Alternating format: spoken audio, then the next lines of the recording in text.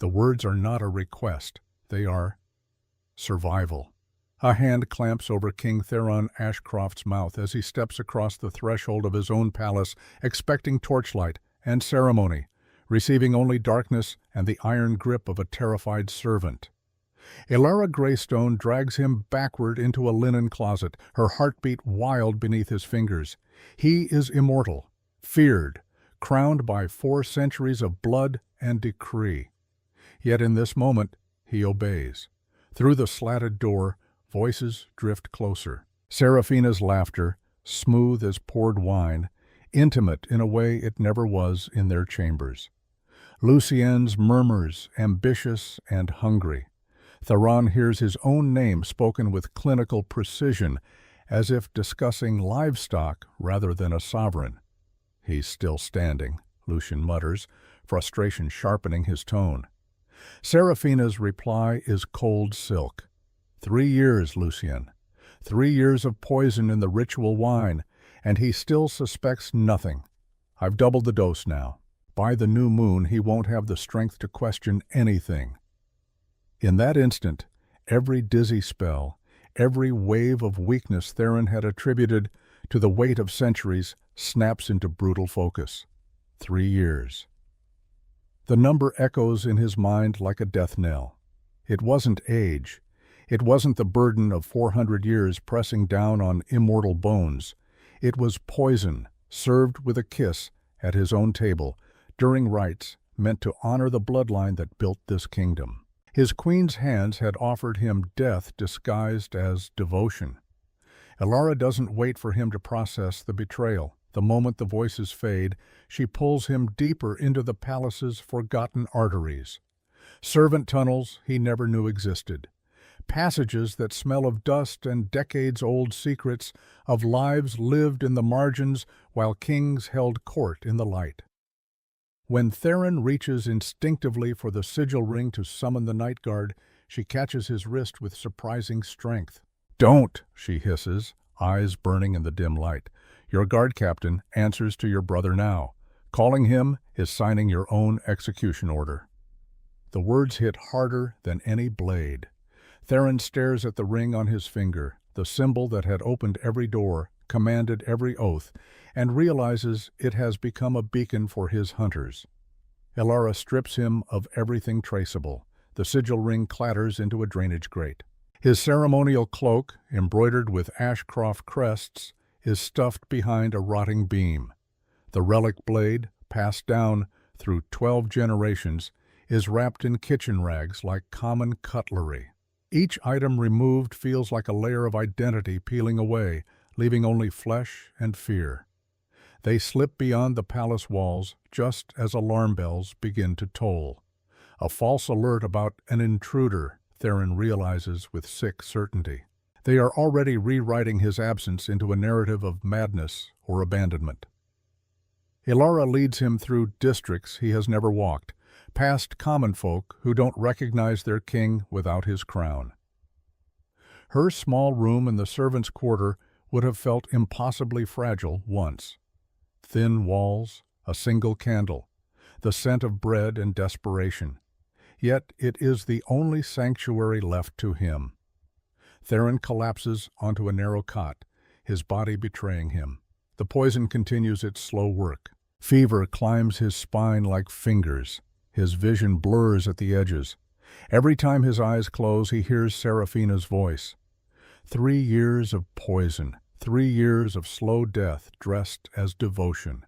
Elara presses a cool cloth to his forehead, her touch steady despite the tremor in her hands. "Stay with me, Your Majesty," she murmurs. "Don't let them win." Her voice carries no pity, only the resolve of someone who has learned that survival isn't granted. It's fought for in the margins of power, where people like her have always lived. Theron tries to speak, but his throat burns. All he manages is a rasped whisper. Why? Why risk everything for a king who never noticed her existence until she became his only lifeline? Elara's hand doesn't falter. "Because I saw the truth," she says, eyes shining fierce in the candlelight, "and because no one deserves to die in their own home while monsters call it loyalty. Outside, the sounds of ordinary life continue. Vendors calling, children laughing. The world turning as if a kingdom isn't collapsing behind palace walls. Inside, Theron swallows the terror that his authority can no longer protect him. He isn't just recovering from poison, he is waking to a reality where the crown has become a target, and the only person standing between him and the grave is a woman he had been too blind to see. By the third night, the fever eases, but the horror sharpens. Theron sits upright, fingers trembling around a chipped clay cup, nothing like the jeweled goblets he was accustomed to. And for the first time, he isn't fighting sleep. He is fighting memory. The past weeks replay like a condemned man's final vision. The sudden vertigo during council sessions, the way his hand shook signing documents while Seraphina's voice stayed honey-sweet and concerned. "You're carrying too much, my love. Let Lucian share the burden." He believed her, because it was easier than admitting the impossible. Now, every symptom aligns with cruel precision, not age, not weakness, a calculated execution disguised as devotion. His stomach twists as he remembers the ritual wine ceremonies, Seraphina placing the chalice in his hands like a sacred offering, her lips brushing his cheek as if blessing him. How many times had he thanked her? How many times had he drunk deeply, performing kingship while consuming his own undoing? Elara watches from the doorway, silent but present, as if her steadiness alone could keep him from fracturing. "I let them stand beside me," Theron whispers, voice breaking on the admission. "I built my throne on people who were measuring it for my brother." Elara steps forward and places her palm against his shoulder, firm, anchoring. "You didn't let anything happen," she says. "You trusted. That's not a crime, but staying blind now would be." Theron swallows hard, his eyes burning with something that feels like grief's sharper cousin. He looks at Elara, truly looks, and something inside him shifts from shock to purpose. "Then I'm done being the king who doesn't see," he says, rising on unsteady legs. "If they wanted me weak, they chose the wrong ending." And in the quiet of that small, humble room, Theron understands that surviving the poison is only the beginning. The real fight is reclaiming his kingdom from the people who tried to bury him with a smile, and learning what kind of ruler could emerge from the ashes of blind sovereignty. But before that fight can begin, there is a place he must go, a place Elara speaks of only in whispers, where the city forgets itself and truth waits in the shadows. Hollow Crown Lane exists in the space where the city forgot itself. Even in darkness, Theron can feel the wrongness of it. The way foot traffic diverts without conscious thought. How conversation dies as people pass the narrow entrance. The lane bends away from the main road like a broken finger, lined with buildings that lean inward as if sharing secrets with the dead. "Why here?" Theron asks, his voice rough from exhaustion and preserved blood. Elara doesn't answer immediately. She is staring at the house at the lane's end, her expression caught between fear and recognition. "Because no one comes here," she says quietly. "Not palace guards, not city watch, not anyone who values their sanity." The house stands 3 stories tall, its windows dark as cataracts. Vines have claimed the walls, but they grow in patterns too deliberate to be natural, spiraling around frames and lintels like written script. The door hangs slightly ajar, as if breathing. "This place has a name in servant stories," Elara continues. "Ashcroft's Hollow, where the first king's covenant was shattered." Theron feels something cold slide down his spine.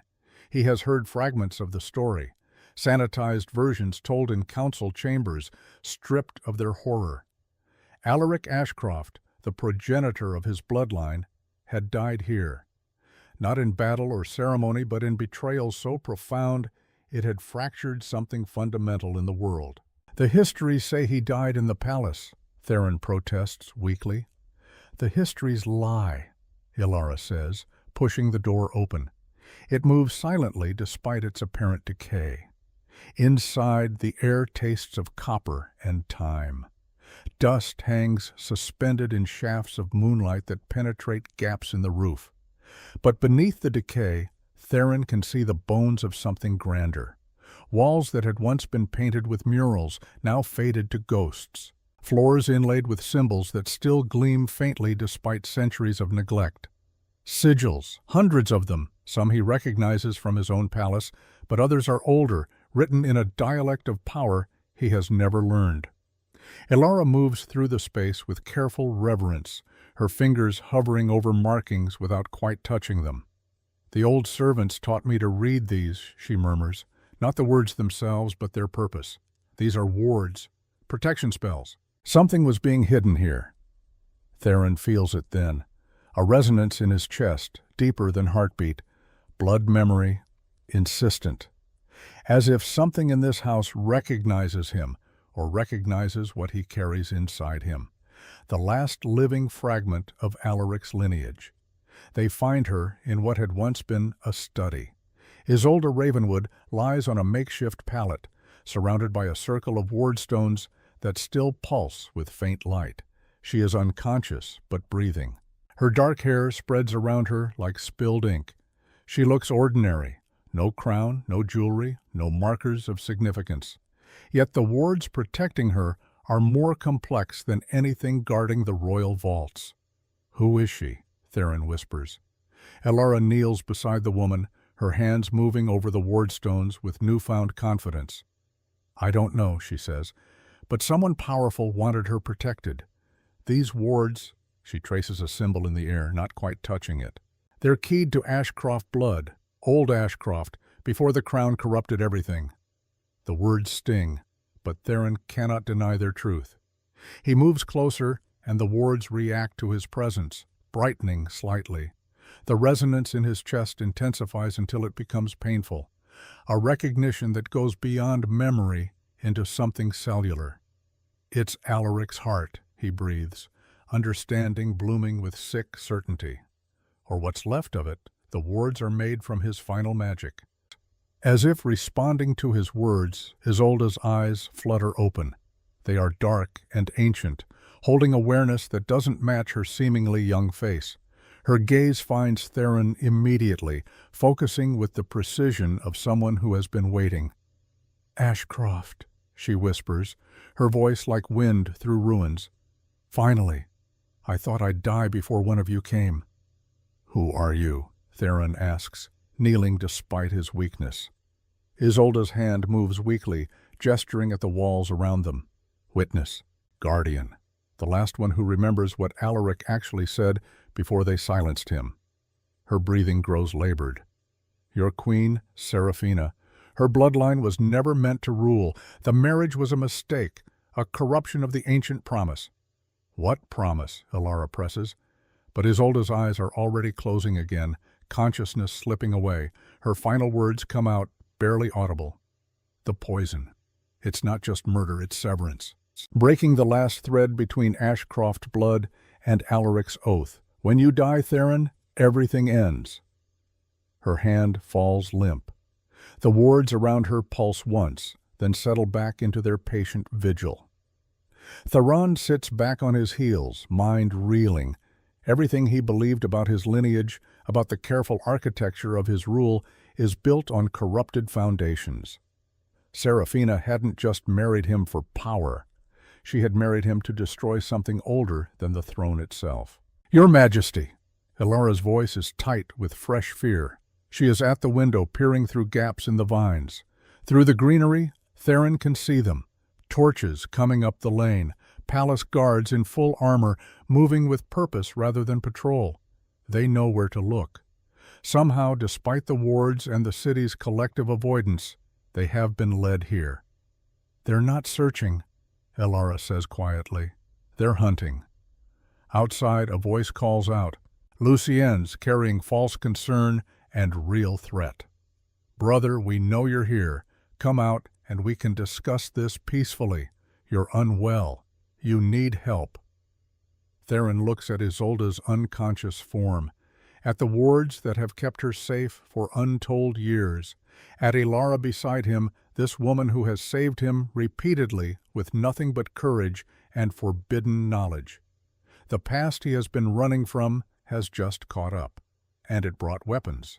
But inside this forgotten house, surrounded by 5 centuries of buried truth, Theron understands something his brother and his queen do not. The past refuses to stay buried. Perhaps that was always the point. Perhaps some truths need to be dragged into the light, no matter how many crowns they shatter in the process. The hunters have arrived, but they aren't the only ones who know how to draw blood. The hunters circle the house like wolves testing prey, but they do not enter. The wards hold them at bay, ancient magic that even Lucien's corrupted authority cannot penetrate.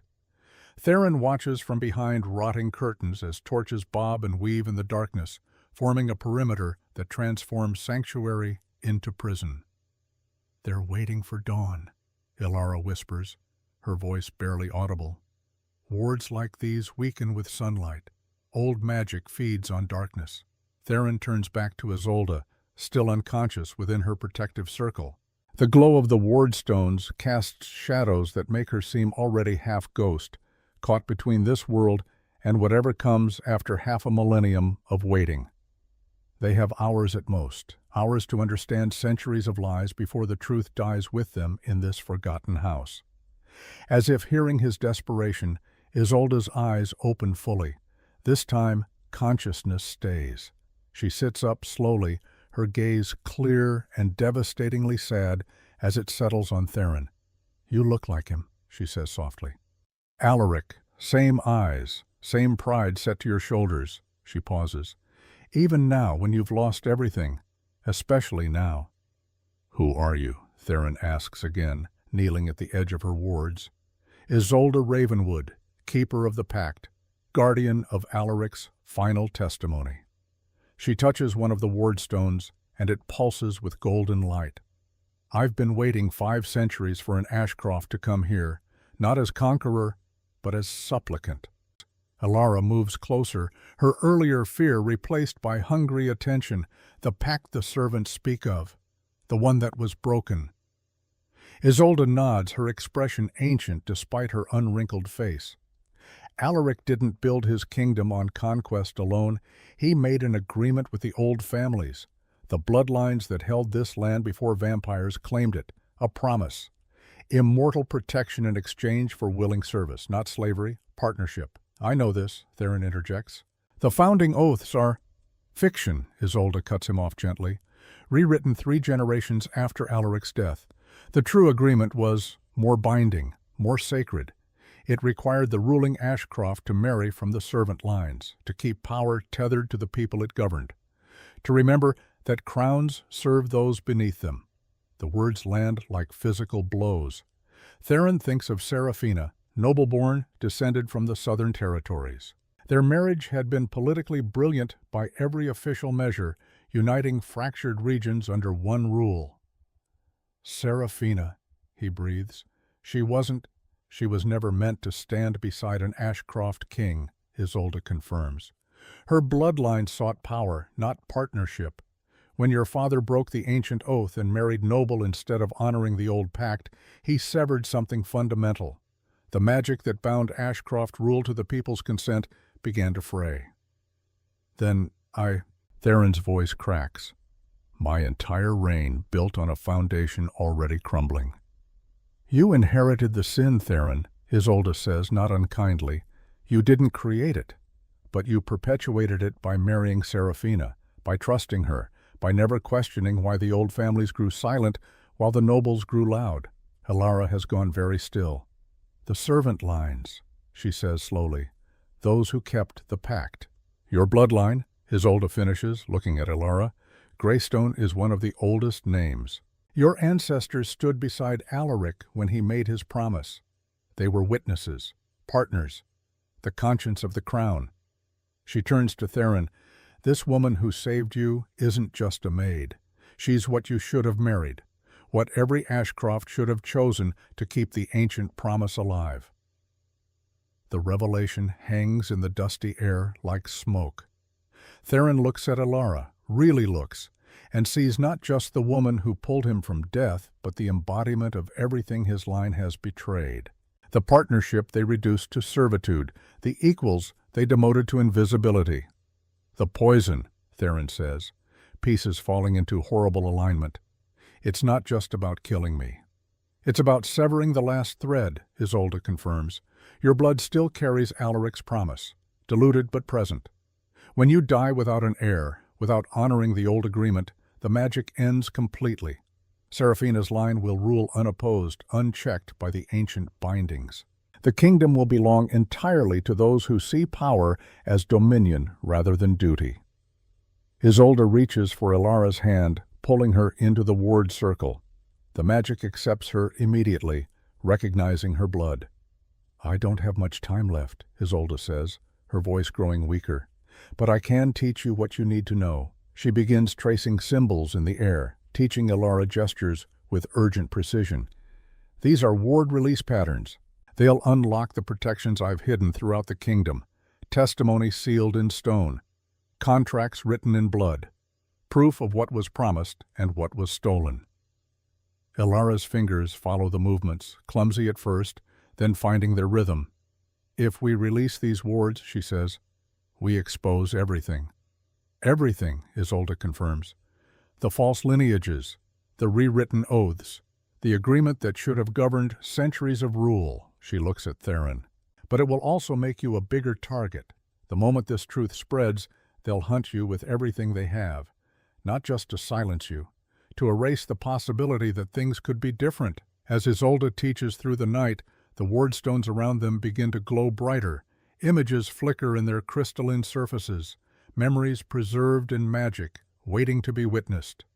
Theron sees contracts, documents bearing Seraphina's signature, dated years before their marriage. Plans spanning a decade. His breath catches. 10 years, Theron whispers, staring at the wardstone images. She planned this for a decade. 3 years before our marriage, plotting how to kill me. 7 years after, executing it. The journal entries appear in chronological order, projected in light. Year 1, before marriage. Study his routines. Identify weaknesses. Secure alliance with Lucienne through affection. Year 2, before marriage. Make Lucienne believe this serves us both. Plant seeds of his inadequacy as second-born. Year 3, before marriage. Marry Theron. Establish absolute trust. Year 4, begin subtle poisoning. Doses small enough to mimic natural decline. Monthly ritual wine the perfect delivery. Year 5, increase dosage gradually. Ensure visible weakness during public appearances. Year 6, introduce Lucian as capable co-ruler. Plant seeds of Theron's inadequacy. Year 7, rewrite guard oaths. Transfer loyalty mechanisms to Lucienne while Theron is bedridden. Year 8, accelerate decline. Prepare succession narrative. Current year. But it's the earlier documents that break something inside him. Letters from Seraphina to Lucienne, dated 15 years ago. Before Theron had ever met her. Before the marriage negotiations began. My dearest Lucienne, I know this pains you as it pains me, but we must think beyond our hearts. Your brother holds what should rightfully belong to bloodlines that understand true power. When I stand beside him as queen, it will only be to ensure you stand there as king. Our love will wait, but it will not wait forever. She was with Lucian first, Theron says, the betrayal cutting deeper than poison ever could. This was never about power alone. It was personal. Yes, Isolde confirms quietly, Seraphina loved your brother, but she chose you because the crown passes through the king, not his shadow. She turned love into strategy, made Lucian complicit by making him believe this was for both of them. The weight of it settles over Theron like a burial shroud. He had been a stepping stone, a necessary obstacle between Seraphina's ambition and the throne she believed her bloodline deserved. Outside, Lucien's voice calls again. Brother, please, we can help you. You're sick. You need treatment. Theron hears the tremor beneath the words. Lucien doesn't know, not all of it. He thinks he's part of a mercy killing, not a calculated murder spanning a decade. The hunger hits without warning. One moment Theron is standing, processing betrayal. The next, his vision narrows to the pulse beating in Alara's throat. His fangs extend involuntarily. His body moves before his mind catches up, drawn by instinct, older than civilization. The poison has destabilized everything: his control, his restraint, the careful balance that separates him from the monsters of legend. He staggers, catching himself against the wall, breathing hard, horrified by how close he came. "Your Majesty," Alara's voice cuts through the red haze. She is beside him, her pulse visible at her neck, steady and unafraid.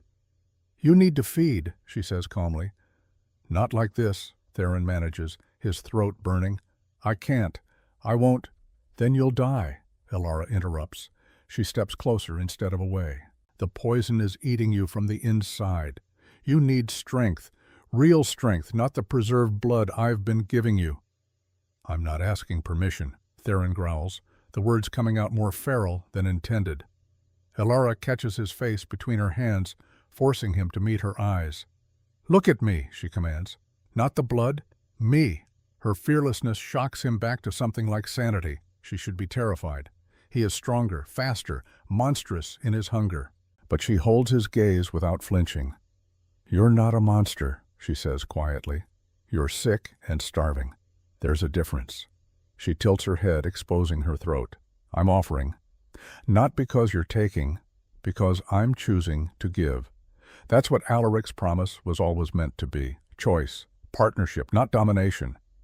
Theron's hands tremble as they find her shoulders. "Alara, do you trust me?" she asks. The question hangs between them. 400 years of sovereignty, and no one has ever asked him that. Trust has always flowed one direction. Subjects trusted their king. The king commanded, controlled, decreed. "Yes," he whispers, and realizes it's true. Alara guides his mouth to her throat. "Then let me help you." The first taste is copper and warmth and something deeper. Not just blood, but consent freely given. Partnership instead of predation. Theron drinks carefully, fighting every instinct that screams to take more, to drain, to consume.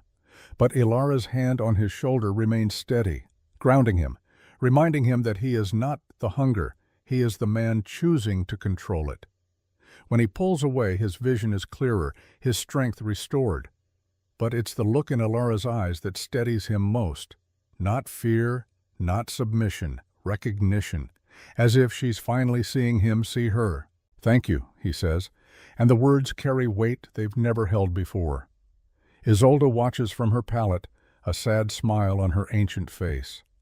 "That," she says, "is what Alaric meant. Power exchanged, not taken. That moment you just experienced, that was the pact in its purest form." She begins drawing maps in the dust, marking locations throughout the palace. Passages even Alara doesn't know, ritual chambers that predate the current structure. "The coronation will take place in the Great Hall," Isolde explains, her finger tracing symbols. "But the real ceremony, the blood binding that transfers authority, happens in the chamber beneath. That's where the original oaths were spoken, where the wardstones remember everything." "I've never heard of such a chamber," Theron says. "Because it was sealed after they rewrote the oaths," Isolde replies, "buried beneath new construction. But the magic remains, waiting for Ashcroft blood to wake it." She looks at both of them, her body growing more translucent with each passing moment. "You have one chance during the coronation. Lucien will descend to the chamber to complete the blood binding. That's when you strike. Release the wards. Let Alaric's voice speak. Show them what was promised and what was stolen." "And then?" Alara asks. "Then you fight for a kingdom that forgot its own foundation," Isolde says. "Or you die trying. But at least the truth will have been spoken." Dawn breaks over Hollow Crown Lane with cruel beauty. Golden light spills through the gaps in the roof, illuminating dust motes that dance like spirits. The wardstones begin to flicker. dimming. Ancient magic cannot hold against the sun. Outside, the hunters sense the change. They move closer. Weapons drawn. Isolde rises from her pallet, her form already fading. 5 centuries of magical preservation unraveling in the daylight. "Go," she says, placing her hands on the floor. Light spreads from her palms, racing across the floorboards, creating a new pattern, a door where there was none. The tunnel leads to the market district. They won't expect you there. "You're dying," Theron says, and it's not a question. "I died 500 years ago," Isolde replies, her smile gentle. "I've just been waiting for someone to listen. Now I can rest." She pours the last of her power into the escape route. The ward stones around her shatter, their light flowing into the tunnel, illuminating a path forward. "Make my wait worthwhile," she whispers. "Make Alaric's sacrifice mean something." Elara pulls Theron toward the tunnel as the front door splinters.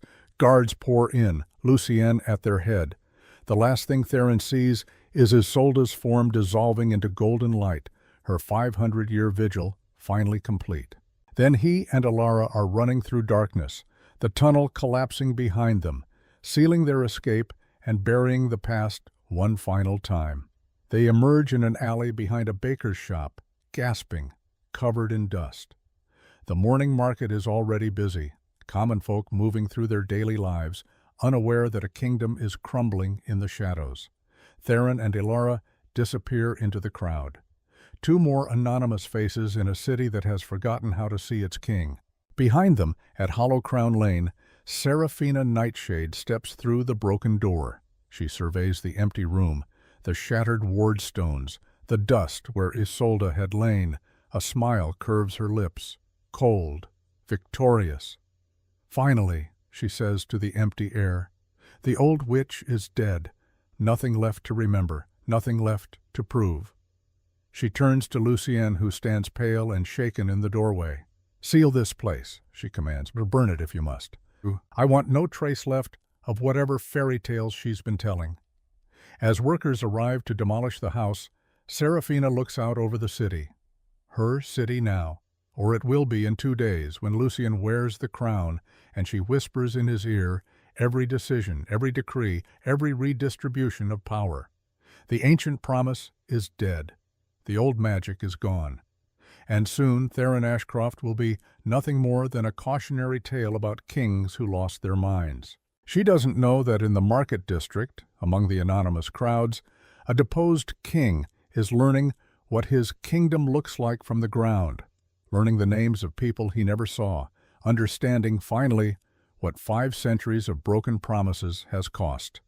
The hunters believe they've won, but the truth, once spoken, has a way of refusing to stay buried, even when you burn the house that held it. Especially then, 2 days pass like held breath. Theron and Elara move through the city as ghosts, hiding in plain sight among people who no longer recognize their king without his crown. They sleep in stables and abandoned buildings, eating scraps, watching the palace from a distance as it prepares for celebration. Banners unfurl from the towers, black and silver, Ashcroft colors, but bearing Lucien's personal sigil now.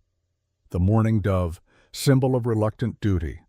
How perfectly it captures the narrative Seraphina has woven. The grieving brother forced by tragedy to accept a burden he never wanted.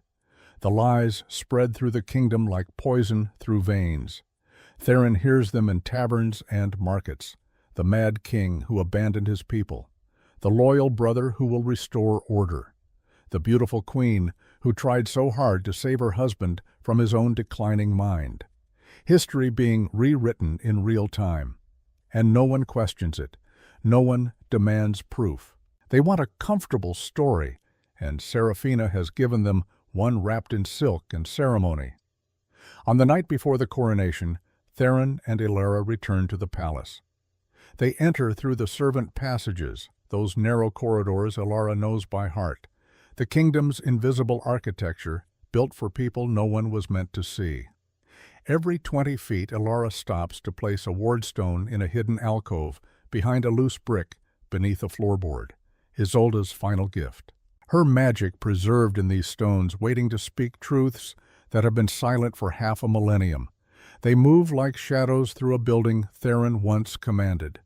He sees his portrait being carried away by servants, replaced with Lucien's. He hears nobles in the halls, already pledging loyalty to the new regime. He watches his own erasure happening in real time, efficient and complete. In what used to be his private study, now claimed by Serafina, Elara finds the final piece of evidence. A journal, leather-bound, hidden in a false bottom of Serafina's jewelry case. Theron reads it by candlelight, each page a nail in the coffin of everything he believed. The entries span a decade, methodical and cold. Plans laid years before their wedding. Lucien manipulated through love. Theron positioned as the obstacle to be removed. And the final entry, dated 3 weeks ago, phase complete. Coronation in 14 days. The Ashcroft line ends. A new order begins. Theron closes the journal, his hand steady despite the rage building in his chest. She documented everything, he says quietly. Her own confession, written in ink. Arrogance, Elara replies. She never thought anyone would find it. Who questions a queen? They place the final wardstones in the ancient chamber beneath the great hall. The sealed room, forgotten and buried under 3 centuries of construction. But the magic remembers. The stones glow faintly as Elara arranges them in the pattern Isolde taught her. Tomorrow, Elara says, her fingers tracing the activation sigil one last time. When Lucien descends for the blood binding, we release everything. Theron looks at her in the dim light. This woman who has saved him, guided him, given her blood to keep him alive. She should be terrified. Instead, she looks fierce, determined. If this fails, he begins. It won't, Elara interrupts. Truth doesn't need to win. It just needs to be spoken. They leave the chamber and find hiding places in the gallery overlooking the great hall. Above the ceremony, invisible among the architectural shadows where servants have always watched the grand performances of power, morning breaks with trumpets. The great hall fills with nobility in their finest. Merchants and guild leaders granted special invitation. Even common folk are allowed to line the outer corridors, witnesses to history being made. Serafina enters first, a vision in black silk, mourning clothes that somehow make her more radiant. Her performance of grief is flawless. The devoted wife, devastated by loss, supporting her brother-in-law in his hour of reluctant duty. Then Lucien appears. Dressed in ceremonial robes, he walks the length of the hall with measured steps. His face is pale, his eyes haunted. He looks like a man walking to his own execution rather than his coronation. Because part of him knows, part of him has always known. The high priest raises the crown, ancient silver, worn by 12 generations of Ashcroft kings, soon to rest on the 13th head. Lucien Ashcroft, the priest intones, do you accept the burden and blessing of sovereignty? Lucien's mouth opens. The word yes forms on his lips. Stop. The voice cuts through the ceremony like a blade. Every head turns toward the gallery where Theron stands, stepping from shadow into light. The great hall falls into shocked silence. 1,000 faces turn upward, mouths open, eyes wide. Some gasp, others cry out. One elderly noble faints, collapsing into the arms of her attendants. Theron Ashcroft, the mad king, the abandoned sovereign, stands before them. Pale from poison and hunger, stripped of every symbol of authority, but alive. Undeniably, impossibly alive. Serafina's mask cracks for a single beautiful instant. Shock and fury flash across her features before control reasserts itself. Theron, she breathes, and somehow makes his name sound like grief and relief combined. Thank the stars. We thought, you've been so unwell, my love. Come down. Let us help you. Her performance is flawless. Half the hall takes a step forward, ready to rescue their mad king from himself. Now, Elara, Theron says quietly. In the hidden chamber below, Ilara presses her palms together in the final gesture Isolde taught her. The wardstones release. The sound is like breaking glass stretched across eternity. The air itself seems to crack. And then, impossibly, the stones begin to speak. Alaric's voice, preserved in magic, fills the great hall with words that have been buried for 5 centuries. I, Alaric Ashcroft, bind my bloodline to sacred promise. Let no heir rule who forgets the servants are partners, not property. Let no crown pass to those who see power as dominion rather than duty. Let the old family stand beside the throne, not beneath it, or let the throne crumble to dust. The nobles shift uncomfortably. But it is the servants, lining the walls, who go rigid with recognition, hearing their history spoken aloud for the first time in their lives. Ancient propaganda, Serafina says smoothly, already spinning. Everyone knows Alaric's mind was failing at the end. These words are, the floor of the ancient chamber splits open, not collapse but revelation. The sealed room tears itself apart like a wound exposing infection, and from it rise pillars of stone covered in 5 centuries of testimony, names, dates, bloodlines, the true genealogy of power written in script that glows with undeniable magic. And there, preserved in crystal, vials of poison, dozens of them labeled in Serafina's own hand. Ashcroft's End, monthly dose, administered 36 months, status accelerated. 3 years, Theron says, his voice carrying to every corner of the hall. 3 years of poison, but a decade of planning. She began plotting my death 10 years ago, 3 years before she even wore my ring. Lies, Serafina hisses. But her eyes have gone cold and calculating. She is already adapting, searching for the angle that will save her. The blood oath tablets explode. Every oath sworn to Theron's line, every pledge written in the true agreement's language, cracks open simultaneously. The false oaths Lucien orchestrated shatter like glass, and beneath them, the original bindings blaze to life. Words written in Alaric's own blood, still binding, still true. The night guard stumbles as the magic seizes them.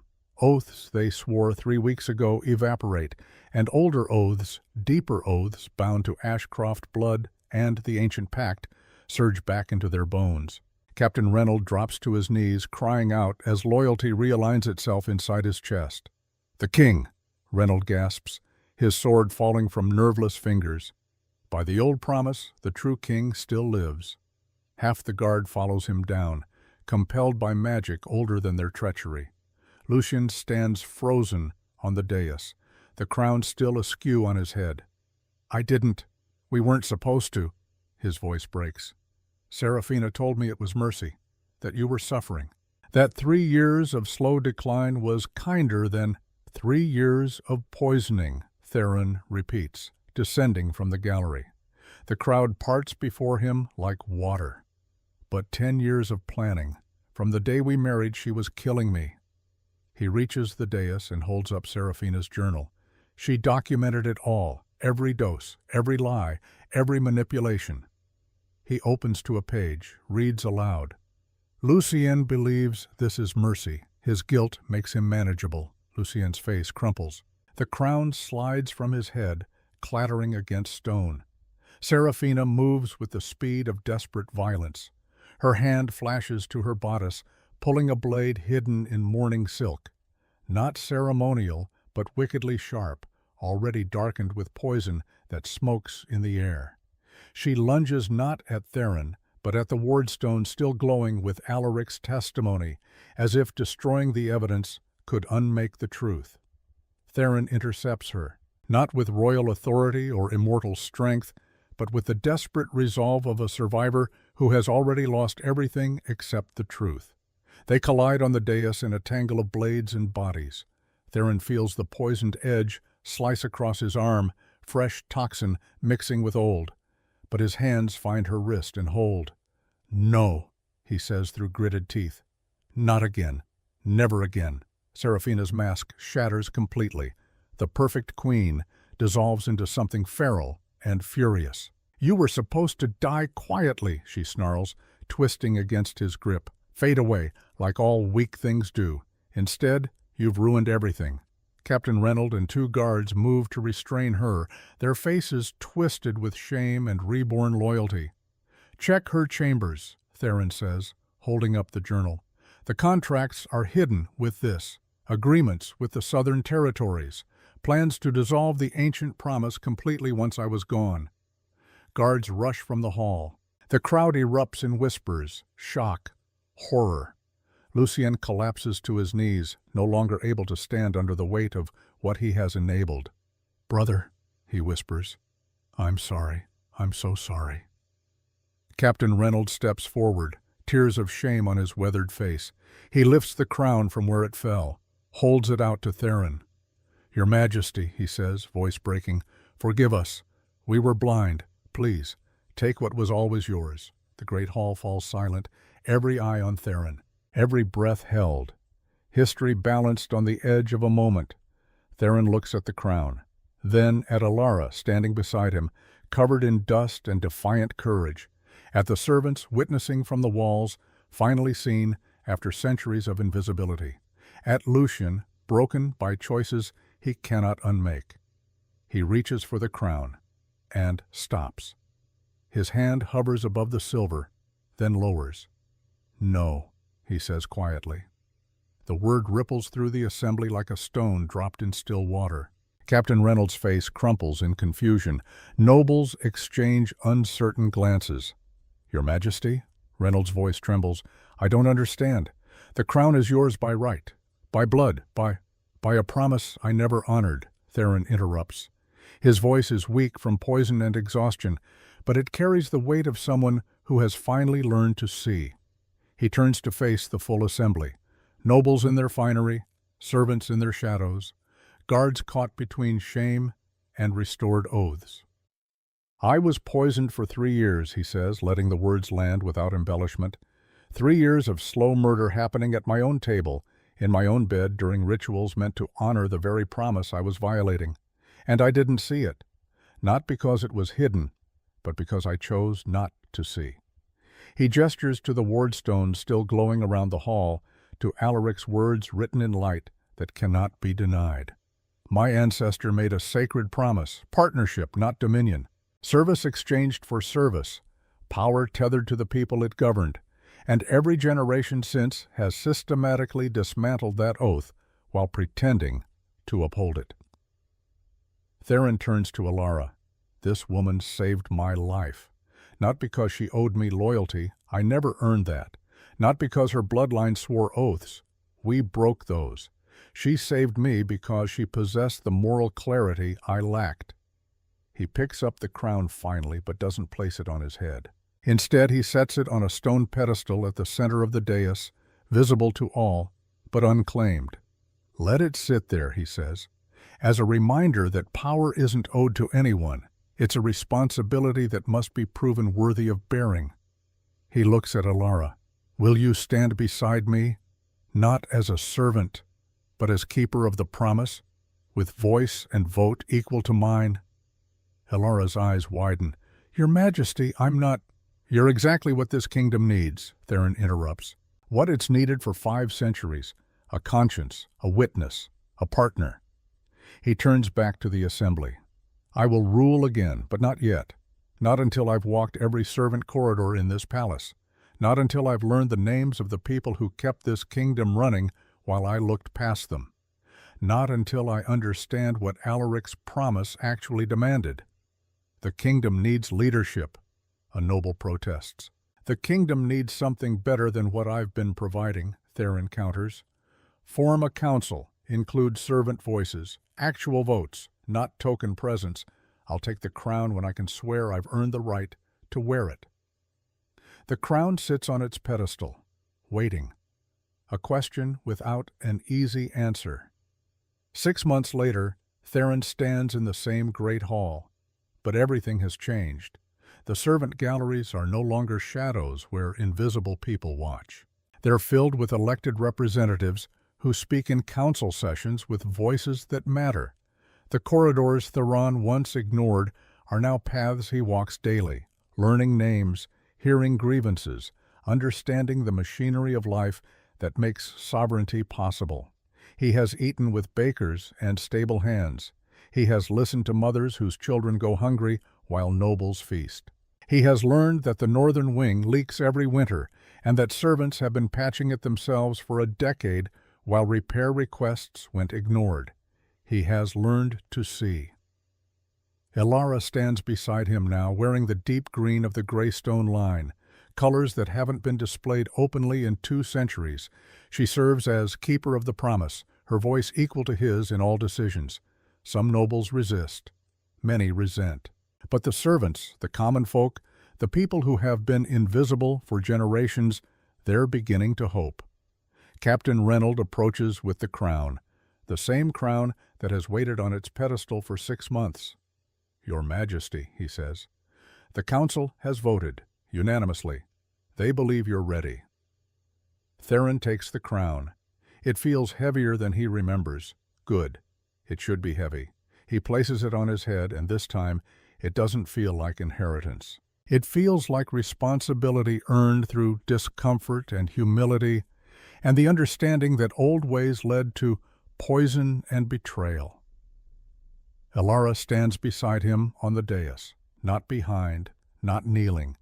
At his shoulder, where partners were always meant to stand according to the ancient promise. The assembly doesn't applaud. This isn't a moment for celebration, but for sober commitment to something difficult and necessary. Through the high windows, Theron can see the city spreading beyond the palace walls. His kingdom, his responsibility, his sacred oath to honor rather than exploit. "Do you think Alaric would approve?" Elara asks quietly. "I think Alaric would say we have a long way to go," Theron replies. "But at least we're finally walking in the right direction." The crown sits heavier on his head than it ever has before, but his vision is clearer, his purpose sharper. He is king again. Not because he reclaimed power, but because he learned what power actually means. Not dominion, not comfort, not the privilege of remaining blind. Service, accountability, the courage to see everything, even when sight reveals his own failures. The king has come home, not to the throne he left, but to one rebuilt with open eyes and honest hands. And for the first time in 5 centuries of Ashcroft rule, the crown serves the promise instead of devouring it. Power, Theron understands now, isn't something to be taken or inherited. It's something to be continuously earned, questioned, held accountable to the people it claims to serve. The crown would wait no longer, neither would he, and that made all the difference.